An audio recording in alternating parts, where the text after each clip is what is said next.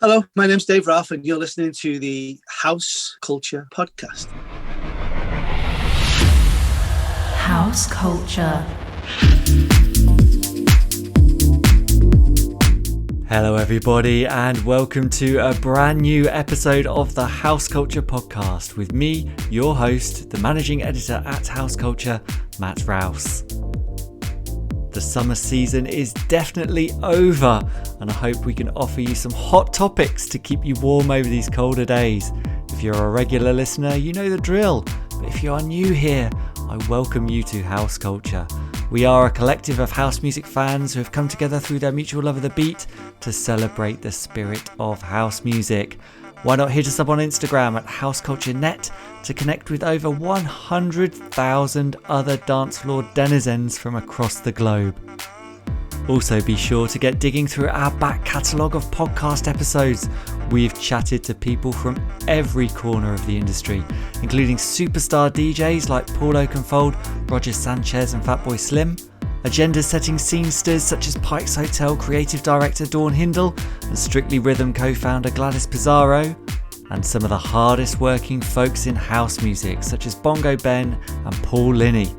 We vet all of our guests, making sure they stand up to the scrutiny of the House Culture team, so even if you don't recognise the name, we guarantee that they have a fascinating story to tell, all for your listening pleasure.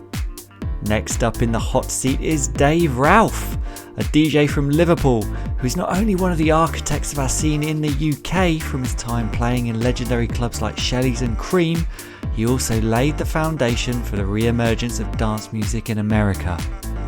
In our chat, you'll hear how Dave started DJing on the club scene and the doors that opened for him. That gave me the opportunity to go and check this place out called Shelleys. That was 1989, I guess. Sasha was playing. The place was pitch black with a couple of moving lights and everyone had their hands in the air. And I was just like, holy shit, what is this?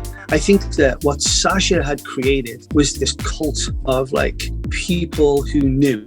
How his successful career gave him the launchpad to tour the world with huge artists from the electronic music scene. I got a chance to tour with BT. That's my first kind of like American debut, if you like.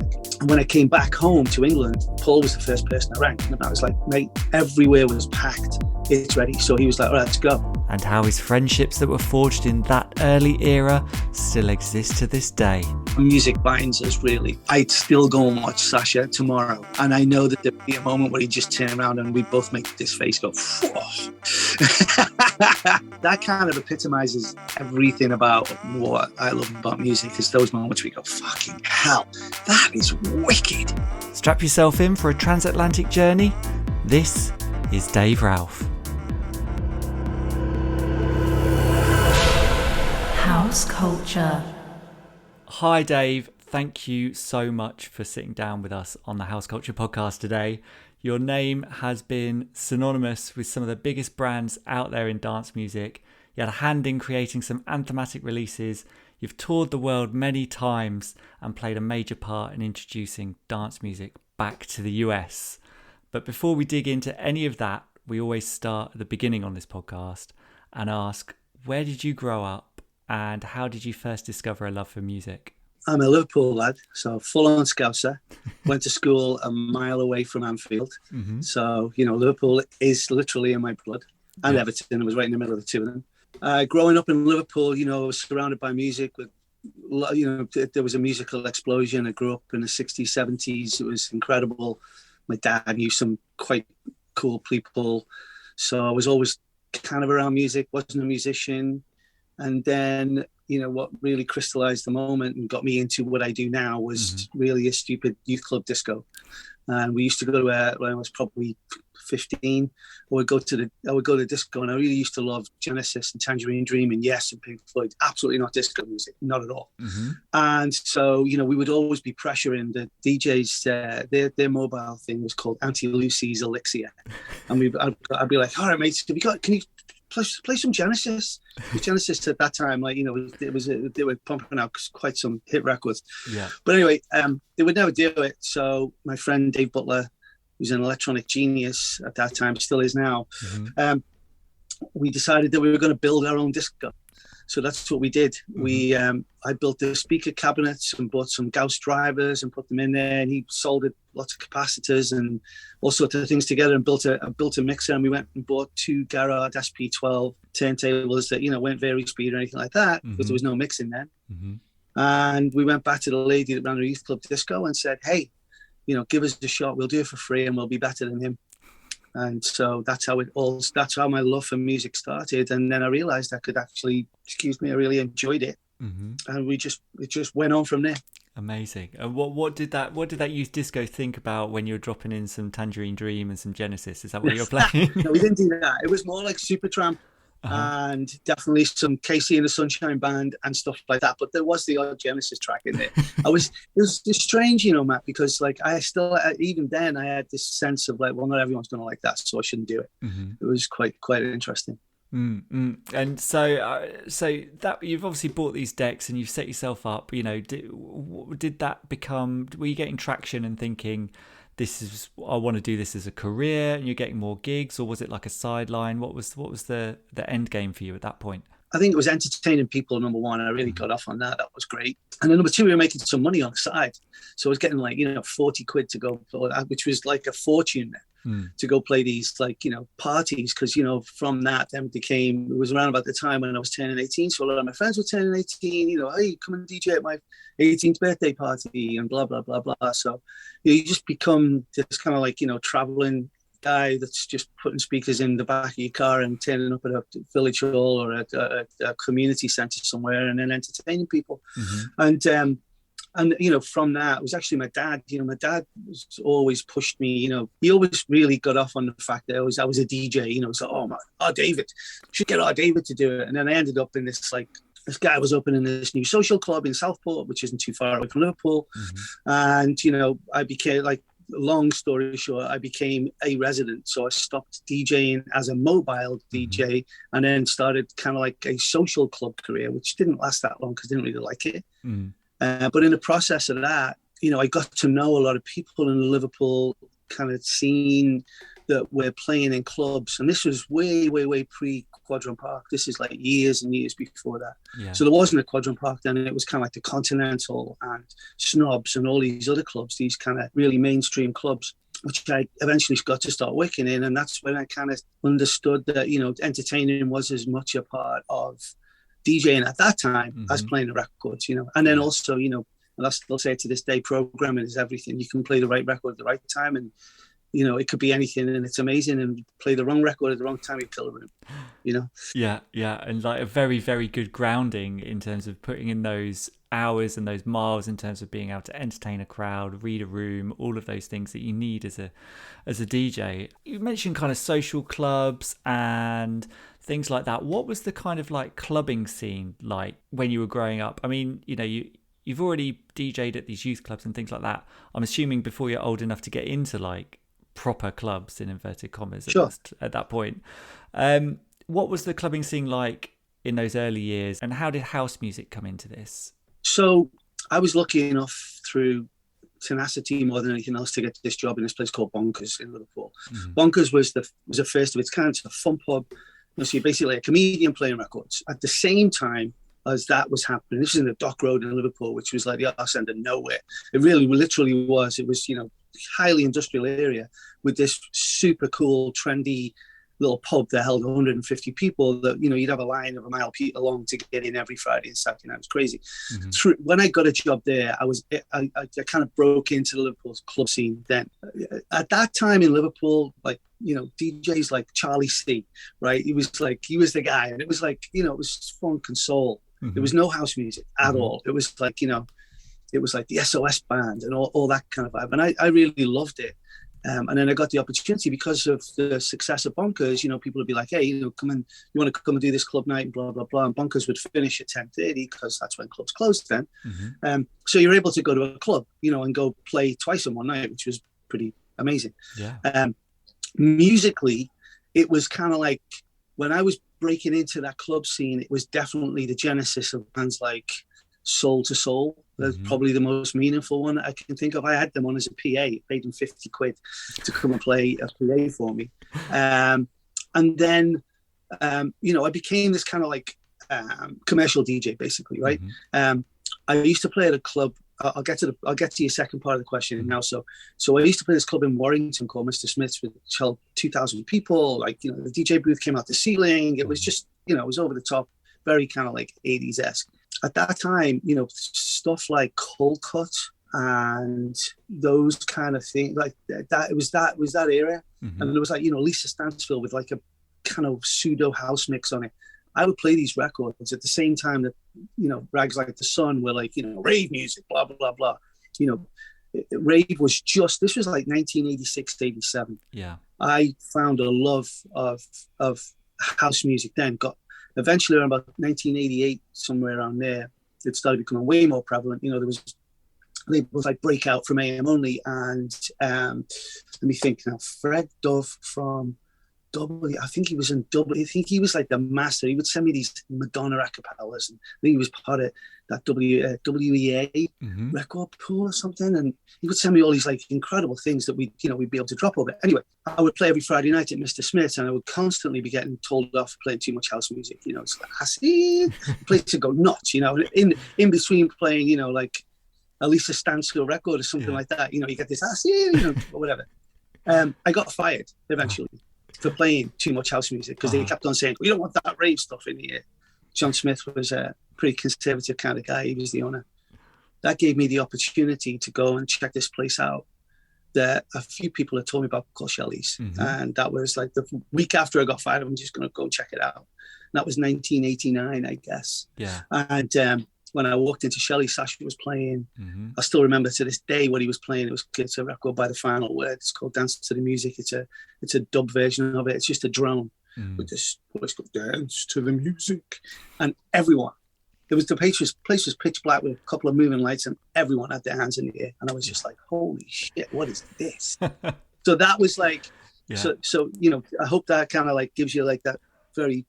It was a few years. It didn't happen overnight, but once it did happen, it was explosive, you know? Yeah. And excuse me, like you say, walking into a room like that and you get that feeling. Like, I can remember the first, like, for me, it was rave and whatever. Like the first rave I went into, and I can remember what the DJ was playing when I walked in, and was just like, this is it for me now, you know, like that feeling is indelible. And you know, you walking in there and seeing Sasha and feeling you've found like your home and your people, it's a great feeling. Like, was that immediately like, right, I need to get on the decks here? Oh yeah I was an absolute pest about it. You know, it's just like, it was like my single goal. So I at the end of the night, I went up to the DJ booth. It was a guy called Gary McLaren in there, and I'm like, I figured him out. I'm like, okay, he's got to be the promoter. And I'm like, hi mate, you know, excuse me, my name's Dave, blah blah blah. It's a great night, I want to play you. And he looked at me and he goes, who are you? And I'm like, yeah, I'm like, you know, I can do all this. This is like, you know, this is where my heart is. Anyway, it took me, I went back week after week after week, and eventually I think they just gave me a slot to just shut me up, you know. Just give them a slot and leave them alone. They made their inquiries. They knew I wasn't like some kid just coming off the street. Anyway, I ended up playing and then becoming a resident there, becoming great friends with Sasha, you know, still to this day, one of my best mates. It's where, you know, there was another guy there called Pigsy, Pigc, Pigsy. He was a lad from Manchester, and there was another guy called Andy something. God, I can't remember his name. But he was like, Andy would play garage, like literally New York garage. It was really cool. And, you know, Pigsy would always have this kind of like hip-hoppy stuff going on. It was all breaky. And then there was me and then Dave Seaman and Sasha, and we were the people that would play, you know, rotate around and play every week.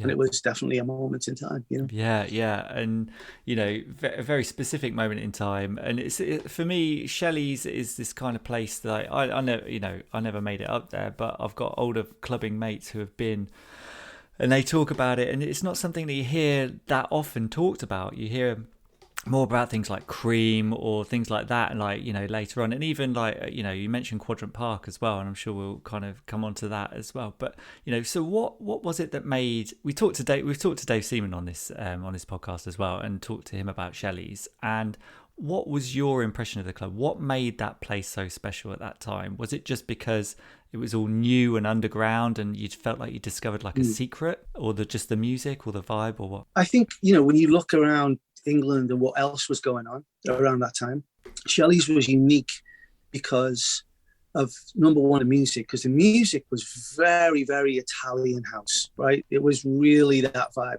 with kind of like these darker moments. You know, when you you could take people on a real journey there, and they just go with you. Mm-hmm. You know, it didn't matter.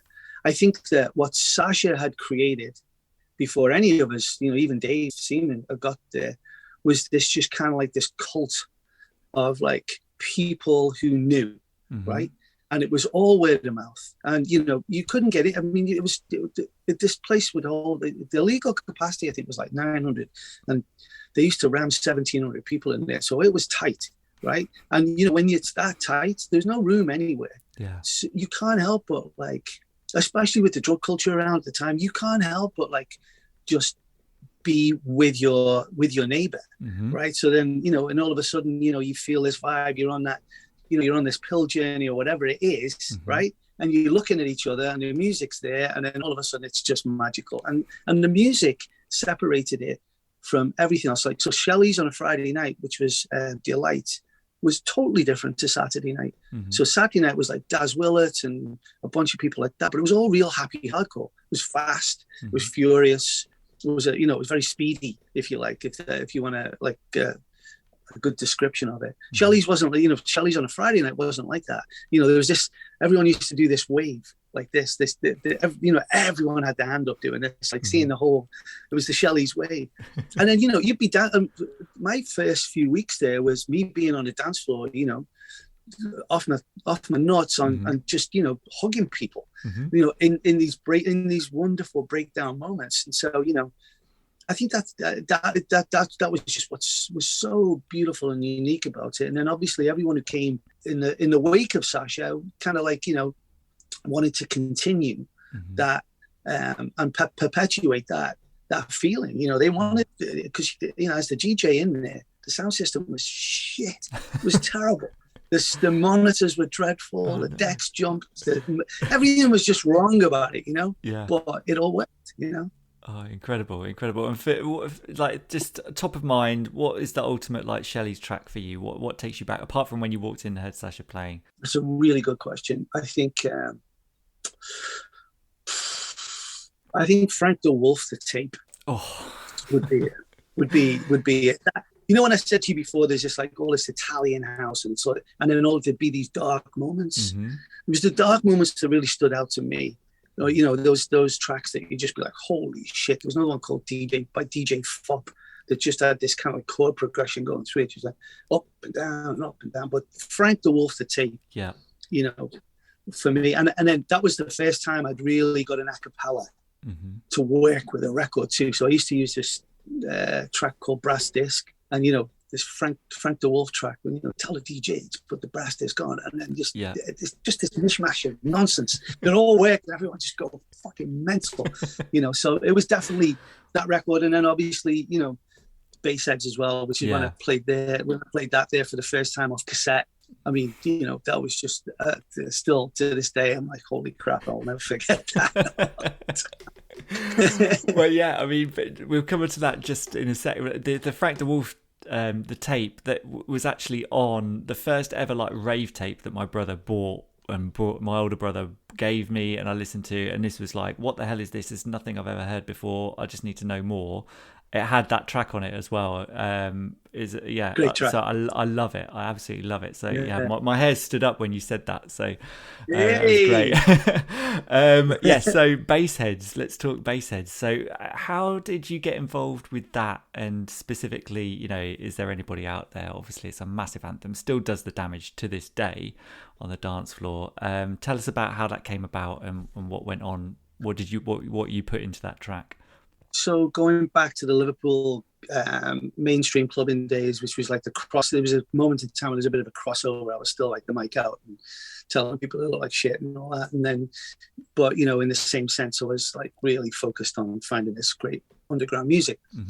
Like I said, I got to know a lot of other DJs in Liverpool And there was definitely a clique and a circuit at that time. There was like, you know, John Cotton, John Caccini, and then a guy called Deza, right? So Deza used to have this, he was one of the residents at Atmosphere in Birkenhead. Duran Duran used to own that years ago. And he had a once a month Monday night called the Deaf House. For me, the Deaf House was the precursor for all that happened in Liverpool. I don't care what anyone says about the underground and this and that and the other. Like, the Deaf House was there a long time before that. He had Robert Owens live, he had Soul to Soul live, he had, you know, but it was a mixture. It wasn't just house music, it was funk and soul and house, and that was what the flyer said. Got to know Deza, became great friends with him. He called me one day and he played me the Osmonds breakdown phone. He's like, Dave, what do you think about this? And it was like this down. And I was like, that's wicked. And he goes, yeah, I'm going to make a track with it. And I said, where are you going to do that? And he goes, well, I've got this guy in Halifax called Sean Imrie. He's got a studio, so I'm going to go up there and do it. I was like, can I come? And he goes, yeah. I said, I'll drive. And he goes, okay. So we made arrangements. We went up whenever we went up, however long it was. Desiree had never heard of Sasha, never heard him play. So I had a Sasha tape. So we listened to that all the way to Sean Imrie's place. We got to Sean Imrie's. He lived with his mum in this kind of like, you know, real Victorian 2 up, 2 down house, and was really worried about his mum kicking off about the noise.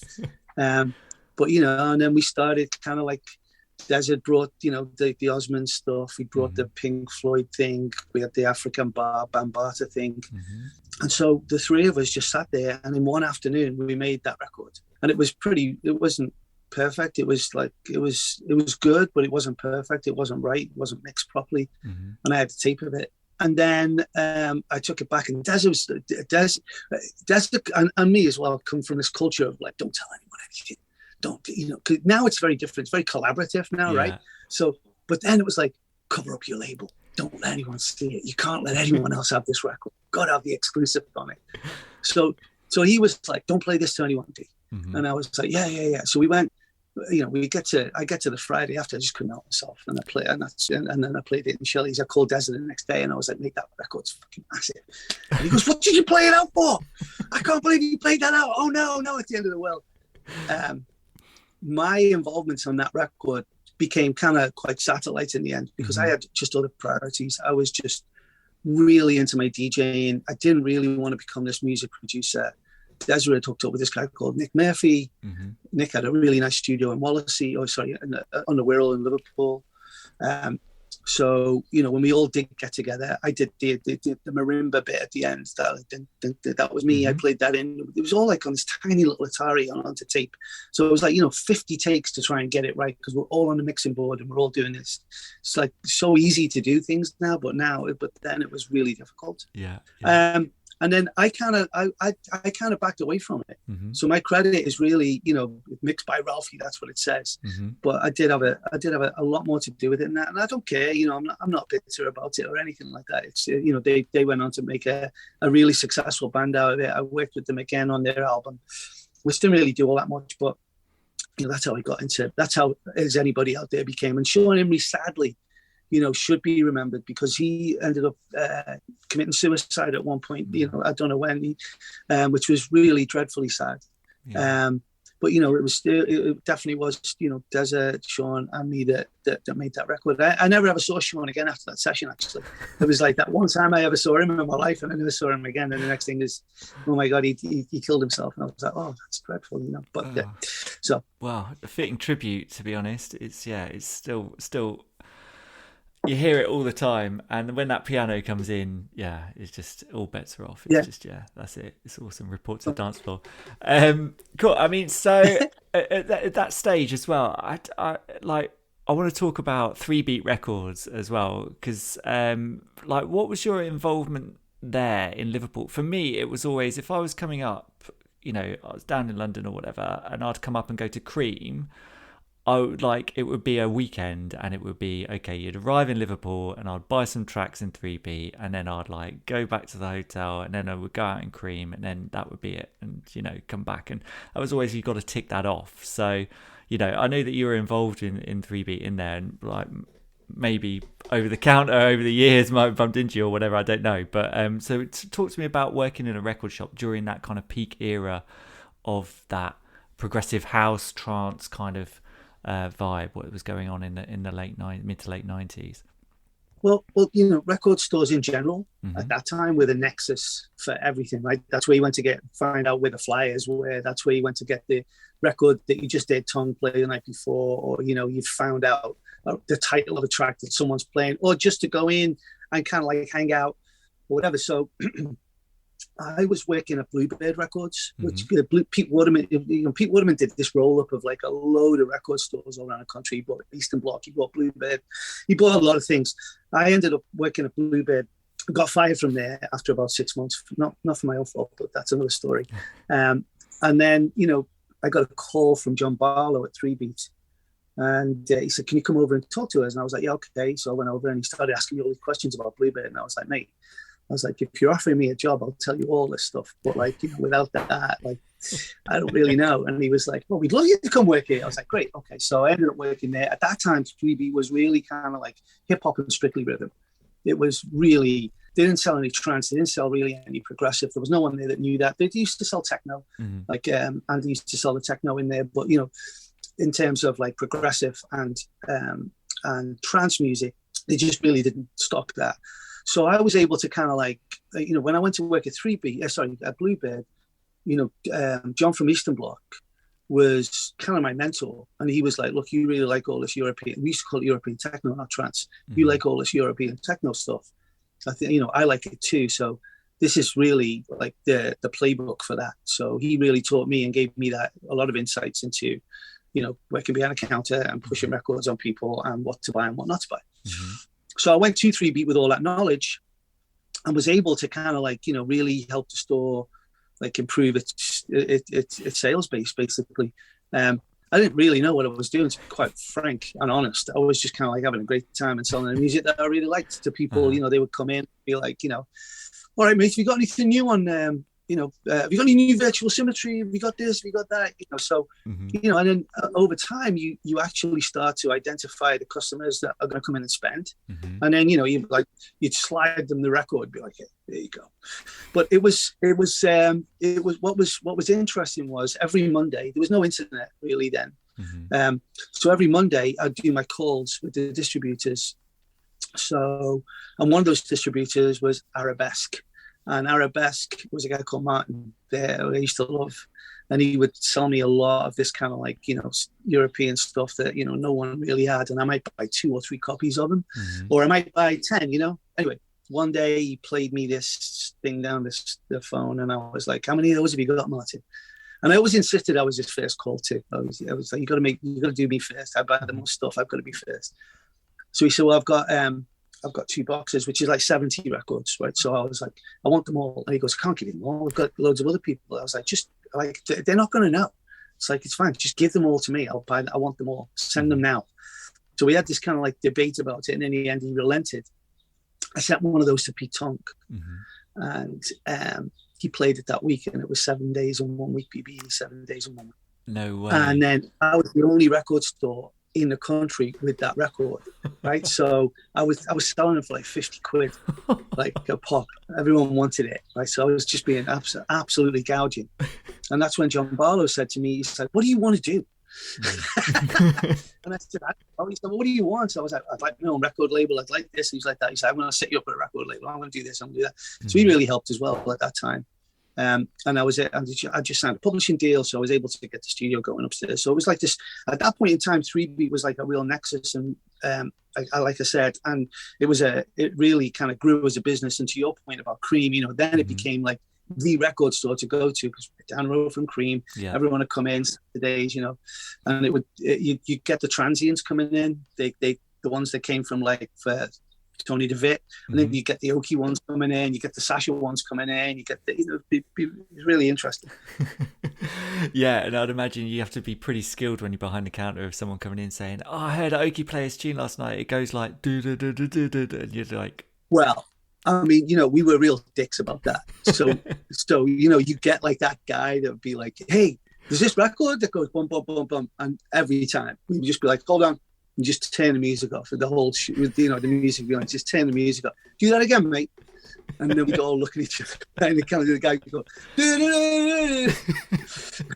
we'd just die laughing every time. "No idea, sorry." Excellent. I mean, that's the kind of thing, like you said, you describe the record store as like the nexus. And you'd go in there and you'd be able to tell like almost that tribalism as well between like, you know, someone who's into Sasha or someone who's into Oki, all those different things.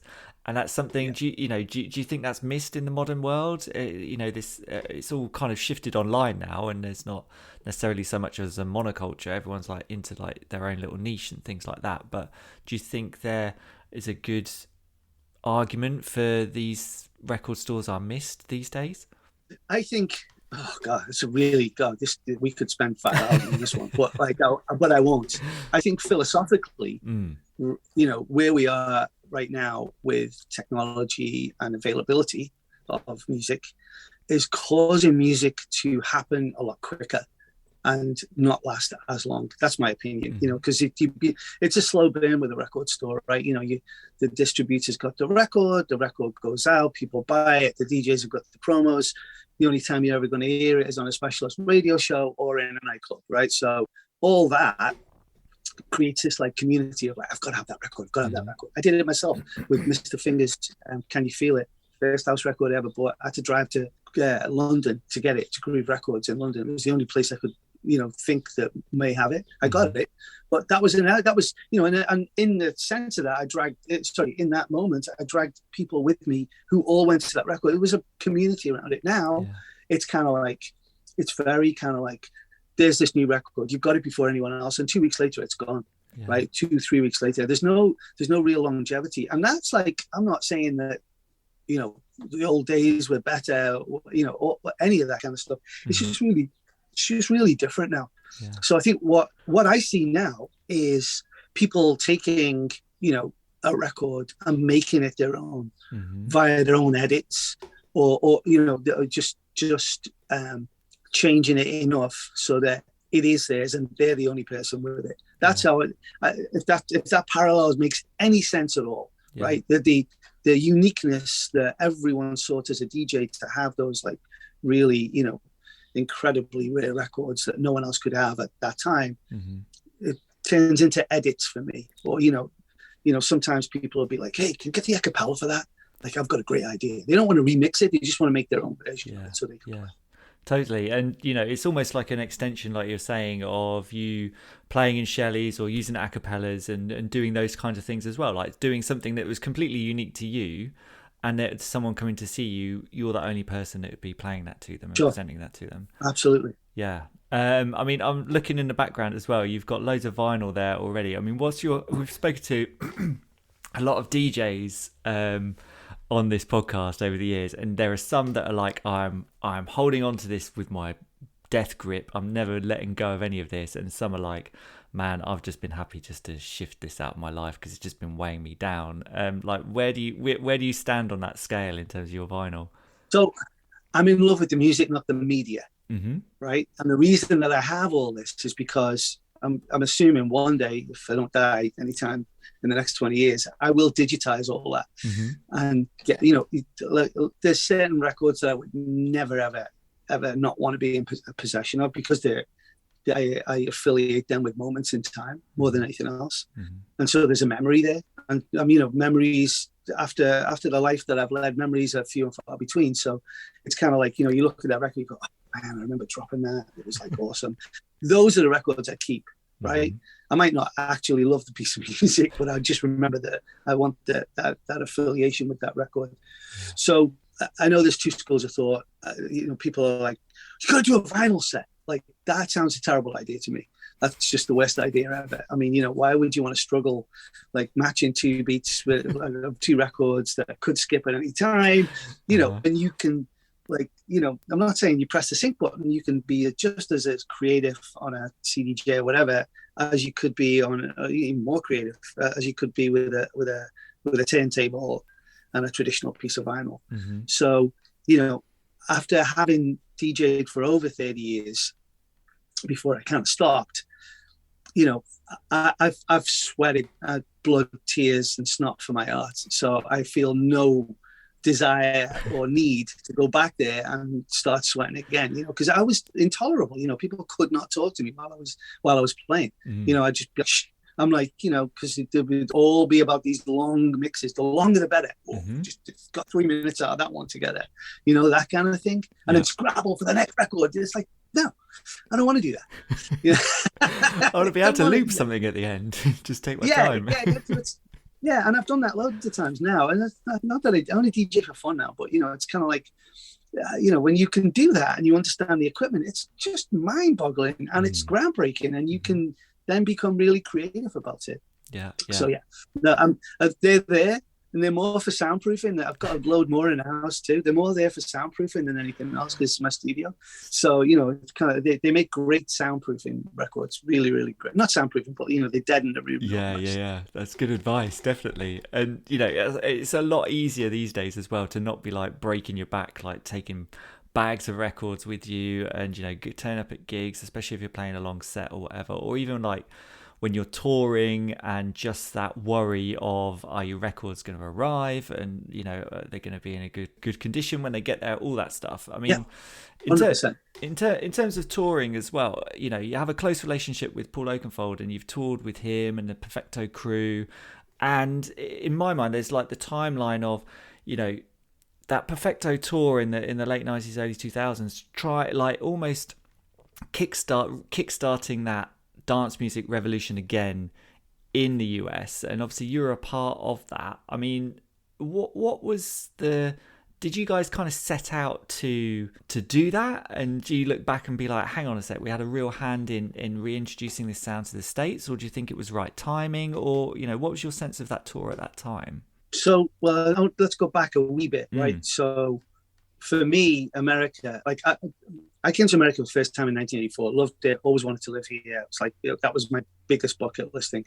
I got a chance to tour with BT as my first kind of like American debut, if you like. Yeah. And when I'd done that, I think it was like a 15, 20-day tour with him. I supported him. And when I came back home to England, Paul was the first person I ranked. And Paul had been here before with Mike Pickering. He toured on a bus with Mike Pickering. And I was like, mate, it's ready. I was playing like everything that we play, when we played together. I was playing all that stuff and going all over the place, and they're into it, and everywhere was packed. It's ready. So he was like, all right, let's go. So he, look, Paul is always the visionary. Like, he's just got this knack of like looking at opportunity and being like, this is the time, this is the place, let's go. He was the first DJ to get a residency in Vegas, with the Palms. He invented the DJ residency in Las Vegas, which is now one of the, the highest cherries or jewels in the crown that you can achieve as a DJ, because you paid more money than God and you get to play these incredible clubs. But he invented that. So he was like, look, we're not going to make any money. So when we go, I'm going to get Jerry Gerard, who was his agent at that time, to book us all over the place. But we got to work hard. So we would go and play Chicago for $500 between the two of us, and pay for our own flights and hotels. And we did that like twice. And, significantly, like we're away for weeks. So we go to like these like Kansas and, Minneapolis and like all these kind of tertiary markets. But the net result, of course, was that we sold everything out. And as we sold out, Jerry Gerard, being the amazing agent he was at that time, would be like, well, if you want them now, it's $5,000. And if you want them now, it's $10,000. And so, what we created then, we really did focus on it. And, I thank you for recognizing that groundbreaking time, because, I feel that we did groundbreak, but I don't think we set out to groundbreak. I think we realized in the middle that this was bigger than we could have possibly imagined, and that we really needed to kind of focus on the US. And so, and the thing is about the US, if the US loves you as an artist, it loves you. This is what I tell everyone these days. I'm like, look, it ain't about New York, Los Angeles, Miami, and Chicago, right? They're great markets, fantastic, and on a global scale, well recognized internationally, yada yada yada. It's really what you need to do is you need to service the tertiary markets too, because you only need to go once. You go to Kansas City once and sell out that show, those people are going to remember it for like ever. And then when you go back, because maybe your career is waning or whatever, and you need to go back to those tertiary markets, you've still got a long way to go. You're still like in great stead with all those people, and they really appreciate it. So we toured extensively. It was amazing. We had some great times. You're kind of, there's a wry smile there. I'm sure there's like a story. There's some crazy story you can recount here, maybe. There's loads of different stories, but I think probably one of the best ones one of my fondest memories was in being in Scottsdale, Arizona, like at 7 o'clock in the morning, having not slept, on a golf course, pretending to be Teletubbies and almost getting hit with golf balls, and people shouting at us, "Get off the fucking course, you fucking idiot!" They were just running out and attacking Teletubbies. Silly stuff, but like a lot of fun. You'll never look at them the same way again. And like, so that tour, did that precipitate your then feeling of like, right, I'm just going to move out here and this is going to be it? I mean, because you're a resident in like the Shadow Lounge in Miami. There's like Avalon in Boston. Were you? It almost seems to me like tracing your career. It's like you're popping up in these places to create a scene there, and then okay, my job is done, and then moving on elsewhere. Was that how you're looking at it? I never thought of it like that, but yeah, sure. I think Paul wanted me to be resident at home in London with him every Saturday night, and I did. I did about 8 weeks with him, I think, and it just wasn't for me. I just didn't like it. It wasn't anything to do with him. It was just the club itself. I just didn't vibe the club. I went there a few times. It was right. It was a bit strange. I was there the opening night, and it was I don't know. It was just weird. It's hard to describe. It was the first time that I'd finished DJing and I wanted to go upstairs, and I couldn't get upstairs because I didn't have the right credential, and I was just like, what? I just finished playing. I'm just going to go upstairs and hang out. And they were like, "Oh no, you got to get this credential." How do I get that? Well, you need to speak to. I was like, "Oh, for fuck's sakes!" And that things like that just kind of like snowballed for me. And at the same time, I'd started dating a girl like very seriously in the US, and we were having this like long distance love affair thing. And so what I would end up doing would be getting on a plane on Sunday, flying to the US, being there all week, gigging, see the girl, gig.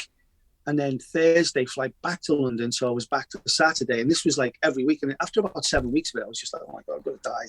This is terrible. And there was no business class for me at that time. That was like, it was all coach. So it was rough traveling, Sure, I was a lot younger and a lot easier on me, but God almighty, when I think back. So point being, it was a tough, call for me to go to Paul and be like, listen, it's not working out for me. I hope you're not mad at me, and thank you for everything here, but like, I'm going to go and I'm going to move to the States. And he goes, brilliant, you should do it. So I moved to Miami, and that's when I became very, very serious about touring here. I changed agents from Maria May and David Levy to Paul Morris, who had just started AM Only, and AM Only then became then turned into Paradigm, and now Paradigm's turned into Wasm. And he was as influential an agent in the house dance music scene in the US as anybody. And I was lucky enough to get him as my agent. But he was the one that really kind of elevated my career for me, made sure that my fees were going up and that I was getting to the right shows, and then getting a residency at Nation in Washington was just massive, because that was probably at that time the best club in the country. Really was just unbelievable. And then, Splunday getting a residency there. These are kind of like, I can't take credit for that. The only thing I can take credit for is actually going and entertaining people. I didn't do those deals. Paul did those deals. The playing at Avalon at least once a month for years was important. Those kind of things. Shadow Lounge. Dave, who used to own Shadow Lounge, is still one of my best friends today. He's an amazing guy. I went to live with him when I moved to Miami, when I first moved to America. It was just kind of like, it was all quite incestuous, but it was all very, very cool, and there was a real sense of community there too. Yeah. And what was the overriding kind of sound at that point that people were really into and was really like moving audiences at that time? And what were you playing? It was definitely deeper. Yeah. Very progressive. Big long breakdowns, 12-minute records. Don't ask me to oh my God, I know you're going to ask me like what? Like I just can't, I'm blanking right now, but I'll come back and don't worry. It was like, it was the time when, Tiesto had just done The Silence, that kind of like, these big operatic records. But when I played my residencies, I didn't play like that, because I wanted to play 4 hours. I wanted to do that. I wanted to play longer if I could. And I wanted to take people on this journey. So, with Nation, I was able to find a DJ called Alex Whalen, who was from Washington, D.C., who was like, I was like, he has to open for me on every single time I play it because he knows how to do it. Because he would set me up. It would be perfect. He wouldn't take it too much, and I could just carry on from him. And I really liked that. And that's what Paul did with me, basically. When Oki kind of like put his arm around me, he was able, I loved the music that I was playing. It wasn't anything like he was playing. I didn't threaten him, and it set people up for this journey that he continued to take people on. The art of the opener is everything, for me. God, it's an overriding theme on this podcast as well. Everyone talks about how much of a talent it is to open properly and not step on what the next artist is going to do or achieve, and it's like just warming up. It's a real art form. So I mean, you're in LA right now. What precipitated that move? What made you think, right, this is where I'm going to be?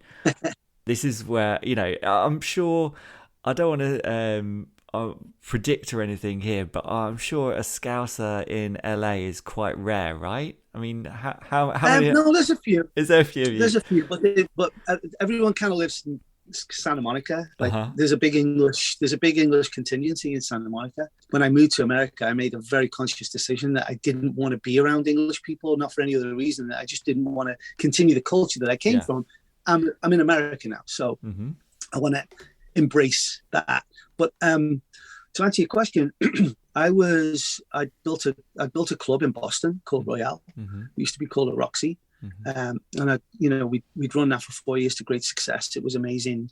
It was, this was post me retiring, basically being a DJ, and really kind of like after running Webster Hall and being at Avalon in Boston, the Roxy was a project that I really got my teeth into and, proved a lot of concepts that I felt were necessary for clubs. And that's not like, by the way, house and techno. This was kind of like establishing a venue as a club, just for the pure reason of that it is a nightclub, and it's just not about who's on. It's just a great night, right? Yeah. So we've done that for 4 years. It's still going right now. It's great. It was great. And then I got a phone call. Well, actually, Paul Morris put me in touch with Pasquale, who is like, he owns Insomniac, and we talked on the phone, and then we didn't talk on the phone for quite a while, and then he just randomly called me one day and he goes, "Hey, can you come to LA next week?" So I was like, sure. So, I got on a plane, came to LA. When I walked into the office, James Barton, I don't know if you know that name. Yeah. He was there, and I'm like, whoa, okay. Because I didn't realize that Insomniac had been bought by Live Nation, and James worked for Live Nation.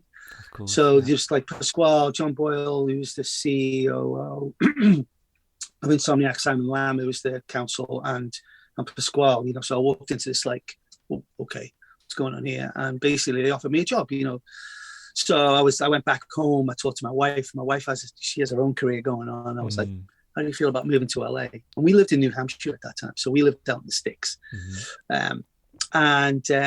The offer came through. It was a reasonable and great offer, and she really wanted to live in somewhere warmer. So we picked up the family and we moved here. Wow! And that was a very bold move, but I've never been scared of bold moves. I think, it just gets a little bit more scary when you've got kids. Yeah. Yeah.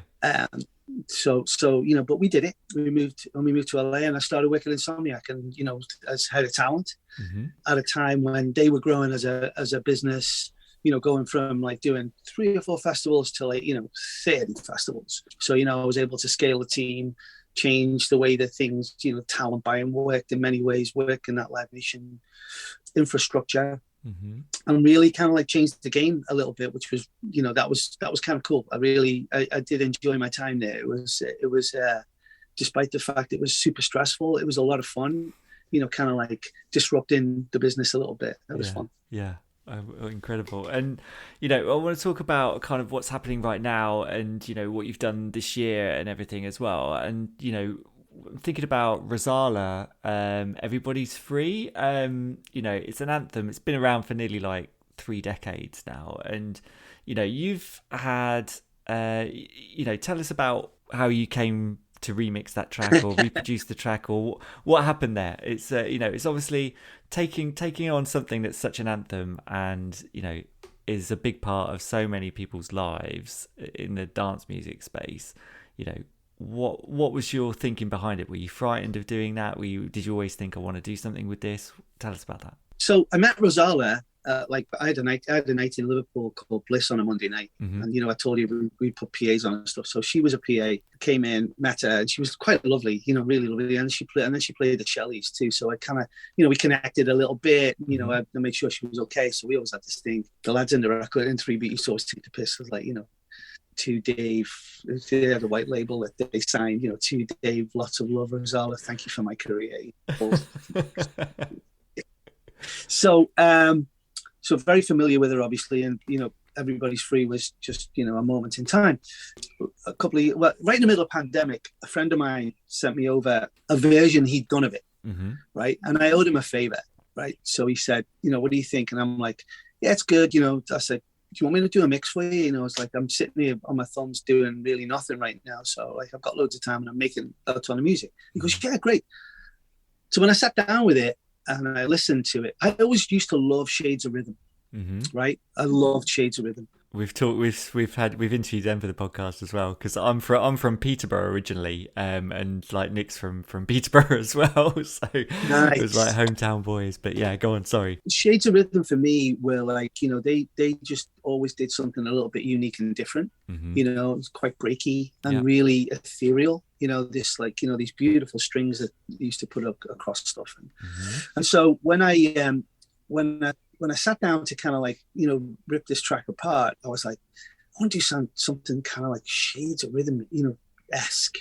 So, and I don't think I've ever told anyone that actually, so when I sat down and got into it, I was like, yeah, definitely some marimba, definitely like a big high pitched string, and Rosala's voice, and just like this really big, deep bass. Don't need anything else, like I want to celebrate this beautiful vocal. And I also, I never really ever liked that tail when it's, everybody's free to feel good. I never really liked that. So I was like, I'm just going to take it out. So I sat down, it took me about a week, I think.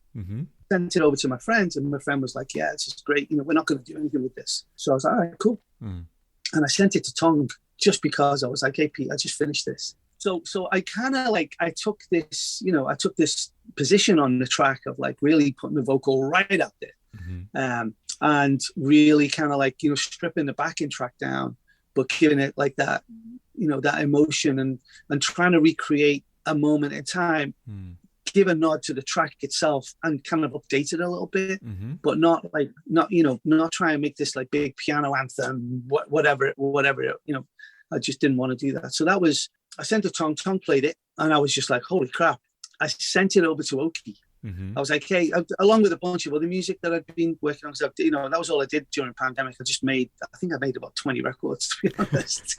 I was just in here in my element. I was like, a starved child with a candy bar. So he called me and he was like, Dave, this is great. We should put this out. Because he put a track out of mine last year called Chasing Stars, and he said, this should be the follow-up. This has got to be it. What do you want to do with it? And I was like, well, the only way it comes out is if Rosala like is the original vocal. Like, I don't want to do a cover version. I just don't. So he was like, great. So Chris Sillis from Perfecto worked diligently and really hard. It was a very complicated thing to clear because the BBC owned the publishing. Oh, no, and the BBC do not move fast, man. They're very kind of like they're stoic. That's why they're the BBC, and we all respect them, and I'm very thankful for them. But eventually, they agreed to clear it, and it was apparently they had 30 or 40 requests in that year to clear the track, and they just never ever did it. But they liked my version, and so we did. And that's where it all came from. Amazing, right? Awesome. What we want to do now is we'll move on to the perfect playlist, the playlist choices. So this is the House Culture Perfect Playlist. It's on Spotify. You can find it by searching for that. And every single one of our guests have submitted 5 tracks based on the 5 themes that we've given them. So it's a huge beast of a playlist now. So, and it's got loads of different things on there: anthems, left field choices, strange things, good things, some things that I'm like, okay, maybe I don't want to put that in the playlist, but it's going to go in there because you've chosen it. But it's put it on shuffle. It always throws up something really good that you'll enjoy. So you've been great. Check that out. Yeah, no, I'll send it to you after this. It's really good. So the first one we always ask for is a catalyst, a track that originally got you into dance music, house music, electronic music in any sense. What have you chosen and why did you choose that one? So Mr. Fingers, Can You Feel It? Washing Machine. And I touched on this when we spoke earlier. Mm-hmm. This was the record that there was a DJ in Manchester called Stu Allen, you may be aware of. Yeah. He was hugely influential in dance music and does not get the plaudits that he deserves. Yeah. Stu is like an absolute legend. But he was part of the reason I got into dance music, because I found him on Key 103 Piccadilly Radio. Mm-hmm. When I used to live up in North Liverpool. I could just about get a scratchy FM signal, and if I stood still with my arm out long enough, I'd get it. Anyway, he had these guest mixes on, and one of the mixes was the Master Jam MDs. Mm-hmm. And these guys would come in and do all this, this stuff is really fresh, all this scratching shit, it's like really cool. It was a Sunday night, I'll clearly remember it. I was driving down the road, and he said, this is the new mix from the Master Jam MDs, and he puts it on. And all that scratching stuff was great, but what really resonated with me in the background was the bed track. And I'm like, what the hell is that? There's just this like melodic, kind of like hypnotic, beautiful bass line. Mm-hmm. So I was able to get in touch with Stu. I knew Stu, and I asked him what it was. He goes, I have no idea, but I think it's on Trax Records. Mm-hmm. So off I went, trekked down to London to Groove Records in London. And the crazy thing about Groove Records was that at that time, which was probably 87, 88, something like that, there was this lady who was probably 70 years old who was the house music authority in the UK, Chicago and Detroit house. Uh-huh. So I walk into the store going, I've got to get this record. And this like old lady's behind the counter. And she's like standing there, and I'm like, hi. And I did exactly what I told you. I was like, there's this record. It goes boom, boom, boom, boom, boom, boom, boom. I stood there like a right knobhead at the counter. And by the way, it was the same weekend as the DMC Mixing Championship. So I had all my peers with me and my friends. Mm-hmm. We'd all piled down to Groove Records. So she was like, I think it's this one. She gives it to me, and I put it on. And I'm standing there with my headphones. I'm like, oh my God, this is it. I found it. So I was like, yeah, great, I'll take that. Mm-hmm. And then all my friends were like, what is it? Put it on. So she puts it on, and everyone's like, yeah, I'll take one. She's like, sorry, there's only one. So I was the only DJ in Liverpool with that record for probably 6 months before some more came in. And then the only place you could get it was Groove Records. Because like at that time, it was like Kev Edwards at Hot Wax in Newton Le Willows. It was the Underground. Oh, no, it wasn't. Yeah, it was Underground. And in Manchester, and it was Eastern Bloc in Manchester. There really wasn't an underground record store in Liverpool at that time. Yeah, wow. There you go. Wow. Such a story. And I love that feeling, like when you drop the needle on a record that you don't necessarily know what it is by the label, and then it starts up and you're like, holy shit, it's this one. Amazing. Cool. A floor filler you have chosen. What's a floor filler for you? Do you want me to remind you? Or Yeah, remind. Yeah, it was Low Stepper, Your Dreams. Okay, that's a record that I actually heard on Radio 1. Even though I live in Los Angeles, I listen to Radio 1 pretty much every day, or Radio 6, It's either Giles Pete, Craig Charles, or it's like Danny Howard and Pete Tong, and, it's just, BBC is just, for me, still an amazing institution. Anyway, what's been interesting lately, maybe the last couple of years, is the way Radio 1's really embraced dance music, right? I mean, it's just crazy. And then obviously, with that embrace comes this like explosion of like new dance music, whether it's Diplo making a house track with Paul Wolford or whatever. And in the middle of all that, I hear this record that goes Closer to All, which is a really old sample, which I still don't know what the hell it is, but I know it's an old sample, right? I definitely know it's an old sample. So I like get into it and I'm like, whoa, I listen to it and I find out it's Low Stepper, and I love Low Stepper anyway. So I'm pretty sure he found this really old rave sample and he put it on this record. And it is an absolutely massive record. It's got like the right vocal in it. So the girls love it. They're all like, yeah. And it's banging. It's a banger. Really is. I love it. Excellent floor filler choice. Perfect summation. Okay, a sunsetter. You mentioned this actually. Kebby and Zach Fields, A New Day.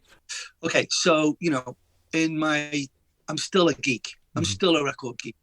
Like sadly the record stores don't really exist that much anymore, but I would go and spend hours just going through boxes and checking it out and having a pile and going listening to them, just random shit, right? As much as I despise Spotify's algorithms because they're so weighted for whatever reason, that's another conversation.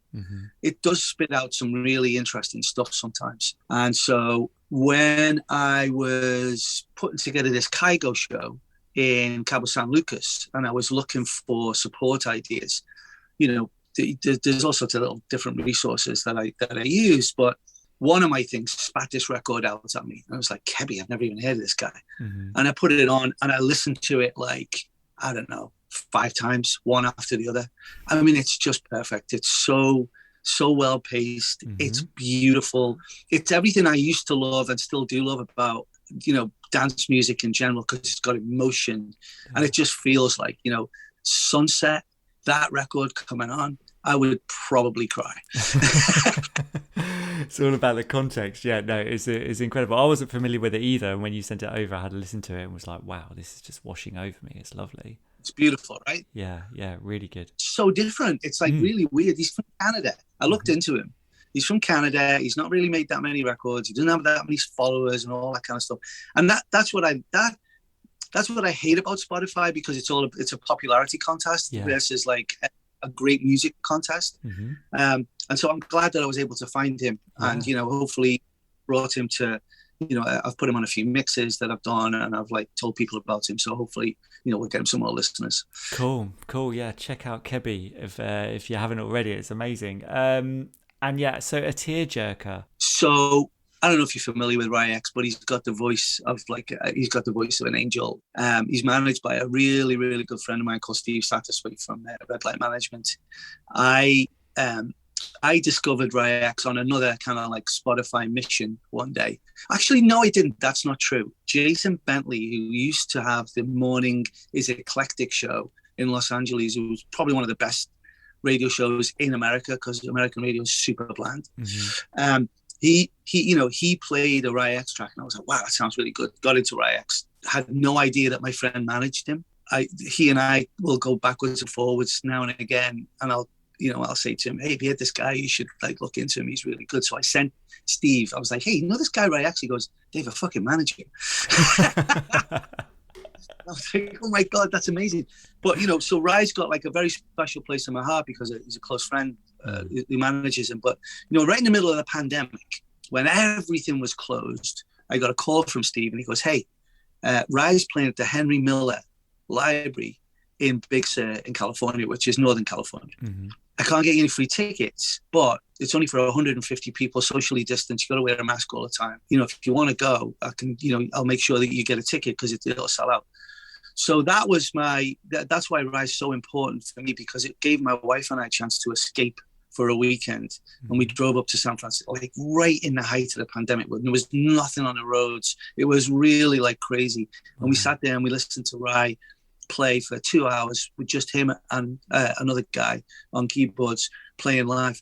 Oceans, if you listen to it, the lyrics are just all incredibly emotive, right? So I think it goes something like, I've been bleeding oceans, like, and when you listen to the context of that he sings that in, it's just incredible. And he hooked up with this guy, I can't remember his German producer's name, with this backing track. So the meeting point for the two of them was this beautiful music with Rye's voice. And for me, it still makes me like arms on my hairs on my arm up, big time. Yeah. All right. So a last tune. The crowd are crying out for one more, and you stick on Frankie Wah, Come Together. Why have you chosen that? So that felt to me like the nearest thing I've heard to in a modern record to 1991 End of the Night, kind of like, it's just got it all, right? It's break, and Frankie's great because he's making all these great records, which is just slightly off center from a lot of other people. Him and Dusky have kind of gone down this real break line, but I do think that he's got the edge because he comes up with more anthemic stuff than they do, I think. And so, just the emotion of that, people come together, like thinking about like where we are as in society right now, with everything that's going on all over the world, division, polarization, all that, there's just the message in that song for me, people come together is really great. You put it with that beautiful piano he's got going on, and it's just like, just feels like, that's the one more record, when people, you like, boom, you turn the music off and people go, come on, one more, that's the record you play. And I actually did it in I told you I don't play out that live. It's like it's rarer than anything else now. But a few months ago, I played in Cancun on in this little party in Cancun, which was awesome. It was a daytime party, and that was it. When I actually finished, and people were like, oh, come on, play one more, and I was like, all right, that's it. And I did play it, which is why I chose it, because it's a great. That's the end of the journey record. A positive message. Cool. All right. And so we always wrap up with the final question after the last tune, which is, we are obviously House Culture. You're on the House Culture podcast. And from what we've heard, and people who know you've added so much to the scene and part of the fabric of the scene. When you take stock in terms of what you've achieved in your career and look back and what the culture of the scene has given you in your life, how do you kind of square it all in your head, and how does it make you feel? I think I feel lucky that I was able to follow a career path that satisfied me in many ways, really kind of like piqued my curiosity in many ways.